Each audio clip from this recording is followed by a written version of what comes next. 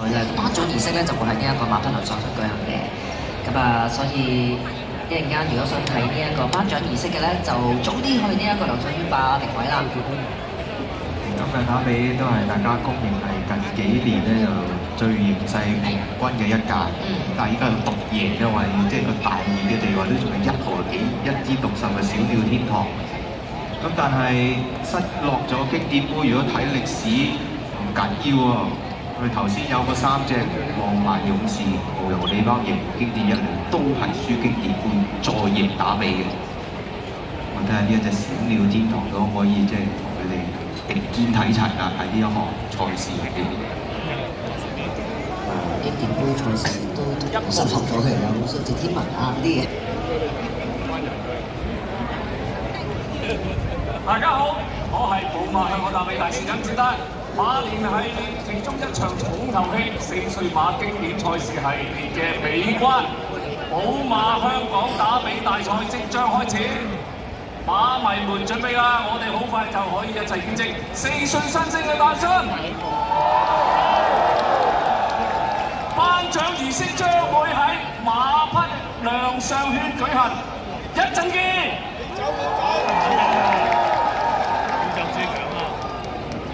都好多，係頭先係之前試過咁樣都得個賽有喎。係啊，外福星2018年。因為如果咧你話會當年，唔係喎，你跑過1600嘅，咁我又覺得 OK 嘅，因為但係佢連1600都冇跑過咧，咁嗰個嘅疑問就會再大好多。因為有時我覺得咧打比大賽咧都係要講嗰個 fit 字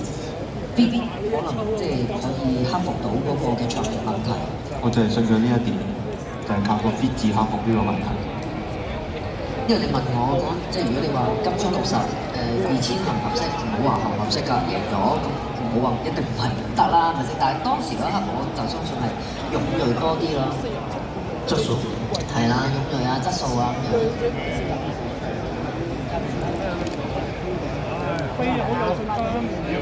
我哋呢邊咧，流場就已經見到工作人員咧 set up 緊呢個嘅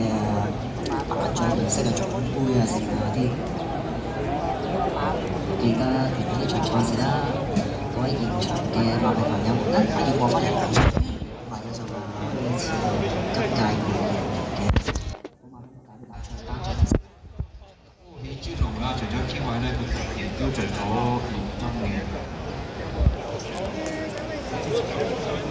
越快越熱係一個嘅小鳥天堂啊！依家真係大。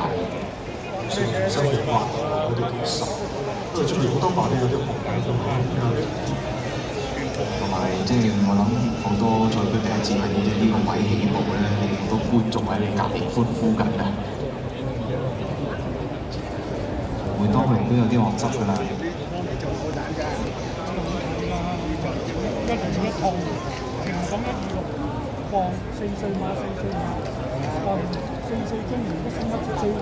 麥文堅第一次參與香港打比大賽啊！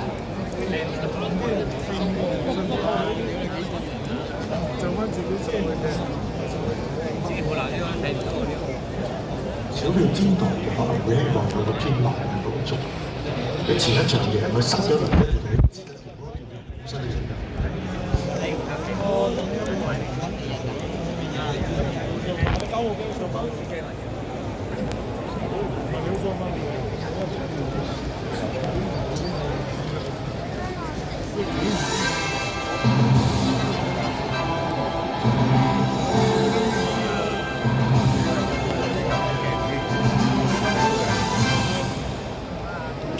大家好，戲肉嚟咯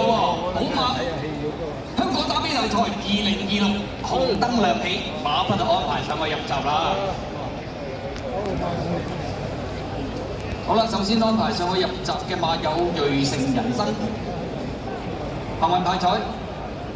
自轉、高超、貝當明、美麗星辰，5匹馬順利入咗閘。再安排上去入閘嘅馬，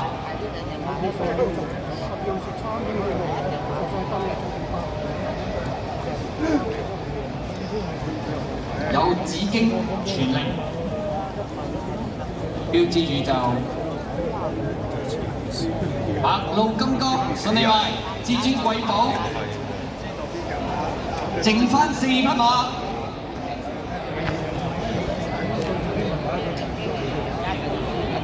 好啦，紫荊盛世，數字天文，剩翻1對，喜尊龍、小鳥天堂，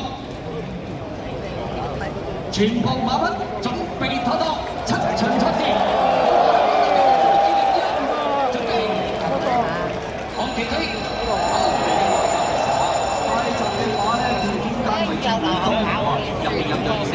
可以數字天文走上去啦，係跟住第3位至尊高超啊，第5位內欄喜尊龍啦，中間夾住仲有呢隻白鹿金剛嘅美麗星辰啊，響外面係紫荊傳靈嚟㗎，好多隻隻馬啦，馬林入面啊，藍衫白虎呢隻標誌宇宙啦，內欄帶咗冰利角啦，仲有至尊貴寶啊，後邊4匹馬一定超過藍衫呢4，小鳥天堂外面嘅呢3，呢位置係呢隻紫荊盛世啊，當時見啊係紅心人運派彩嚟㗎，好啦，我哋千四米段處啦，前面做啱第一步先，數字天文擺咗前面放啊，跟住第2位嘅馬咧有紫荊傳靈啊，後邊嘅馬瑞成人生第3位至尊高超，第4內欄第5喜尊龍啊，第6位紅衫貝當榮啊，中間咧仲有呢隻白鹿金剛啦，內欄至尊貴寶啦，響外面美麗星辰啊，馬林入邊咧藍衫白寶藍眼罩仲有標誌宇宙啊，後邊4匹馬一定超啦，尾3位置內欄咧仲有啲小鳥天堂喺外邊啊，尾子位置係